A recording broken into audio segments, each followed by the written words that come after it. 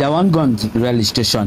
Computer train 1টা 10 মিনিটে ছাড়ছে, ঠিক তখনই ঘটল এক শ্বাসরুদ্ধকর ঘটনা। চলন্ত ট্রেনে ওঠার জন্য এক লোক মাথায় করে বস্তা নিয়ে দৌড়াচ্ছে, এইদিকে এক যুবক সময় না বুঝেই রেল লাইনের উপর দিয়ে সামান্য ভুল ঘটে যেতে পারত, মর্মান্তিক মৃত্যু। ট্রেন চলতে শুরু করেছে আর সেই ছুটছে বিপরীত দিকে। এই দায়িত্বজ্ঞানহীন কাজ শুধুই নিজের নয়, অন্যদের জীবনকেও ঝুঁকিতে ফেলতে পারে। দেওয়ানগঞ্জে কম্পিউটার ট্রেন 1টা 10 মিনিটে ছাড়ার আগেই রাস্তার দুই পাশে নিরাপত্তা কর্মী রাস্তা বন্ধ করে ট্রেন চলাচলের জন্য সুবিধা করে দিচ্ছেন তিনি। ট্রেন না যাওয়া পর্যন্ত তিনি তার দায়িত্ব থেকে সরে যাবেন না।